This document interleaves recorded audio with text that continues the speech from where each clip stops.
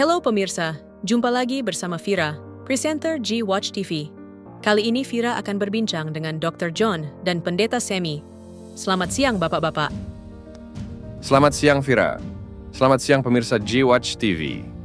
Senang sekali bisa diundang oleh Vira di acara podcast Imaginer G-Watch TV. Amazing. Selamat siang Vira. Selamat siang pemirsa G-Watch TV. Senang sekali bisa diundang oleh Vira di acara ini. Terima kasih. Saya ingin bertanya lebih dulu kepada Dr. John. Dokter, saya membaca sejumlah tulisan Anda di website GPEB Watch. Ada 2 tulisan dengan jumlah views di atas 1000. Yang pertama berjudul Podcaster. Kemudian yang kedua berjudul 30 kontestan berani tampil di atas 2000 views. Hanya dalam hitungan hari. Bagaimana Anda menilai fenomena ini? Menurut yang Rahmat said, mungkin saja keliru. Selama ini Presbiter GPIB terbiasa dengan suguhan berita normatif dari Arkus GPIB yang nadanya monoton dan terkesan dijaga ketat gaya penulisannya.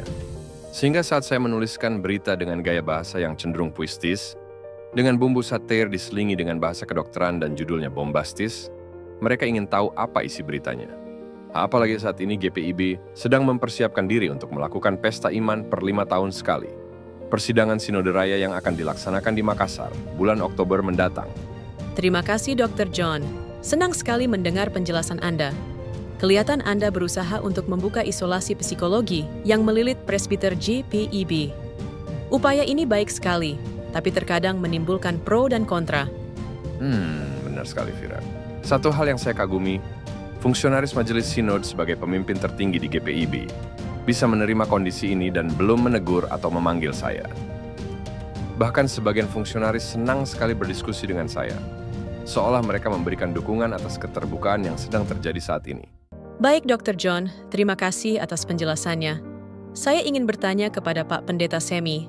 Pak Pendeta, ada judul berita yang dibuat oleh Dr. John, 30 kontestan berani tampil tanpa takut dimutasi. Berita ini dibaca lebih dari 2000 orang, hanya dalam rentang waktu 2 hari sejak diposting. Bagaimana tanggapan Pak Pendeta terhadap fenomena ini? Terima kasih Vira. Mutasi di GPIB sebetulnya merupakan hal biasa yang terjadi dalam suatu lembaga besar seperti GPIB. Kegiatan mutasi sebenarnya berkaitan erat dengan hakikat panggilan dan pengutusan seorang pendeta. Sehingga dimanapun mereka ditempatkan untuk melayani, harus dijalani dengan sukacita. Akan tetapi, terkadang sebagian kecil pendeta yang telah merasa nyaman di suatu jemaat, dengan pergaulan yang sangat akrab, enggan untuk dimutasi, sehingga proses mutasi menimbulkan sikap paranoid dan banyak intrik. Hal ini terjadi juga saat saya masih menjadi Ketua Umum Majelis Sinod GPIB. Mereka lalu menyebarkan berbagai isu seolah-olah Majelis Sinod punya kepentingan tertentu. Jadi saat berita dengan judul tidak takut mutasi, pasti diserbu untuk dibaca guna mengetahui isi beritanya. Apa yang dilakukan Dr. John membantu membebaskan mereka dari penjara pikiran mereka sendiri. Menarik, penjelasan yang diberikan oleh Pak Pendeta Semi. Bagaimana pendapat Dr. John setelah mendengar penjelasan Pak Pendeta Semi? Apa yang dijelaskan oleh Pak Pendeta Semi, benar sekali. Terkadang para pendeta yang telah berada di zona nyaman enggan diganggu dengan proses mutasi. Sehingga mereka kemudian melakukan berbagai rekayasa melalui rekan presbiternya di PHMJ untuk bersurat kepada Majelis Sinode menahan pendeta. Ini kondisi faktual yang sering terjadi di GPIB. Baiklah, terima kasih atas kesediaan Bapak berdua memenuhi undangan kami untuk berdiskusi. Apa harapan Pak Pendeta Semi terhadap para presbiter GPIB? Saya berharap percakapan imajiner yang kita lakukan saat ini bisa disimak dengan baik oleh rekan-rekan presbiter GPIB. Agar bisa mengambil mananya dan selalu mengedepankan pikiran yang positif dengan tetap mengingat moto GPIB berjalan bersama atau sering disebut Sunhodos. Kita inginkan GPIB lebih membumi di negara tercinta ini dengan mengedepankan 3 panggilan utama, koinonia, marturia, dan diakonia, secara berimbang agar nama Tuhan Yesus dimuliakan. Apa harapan yang ingin disampaikan Dr. John?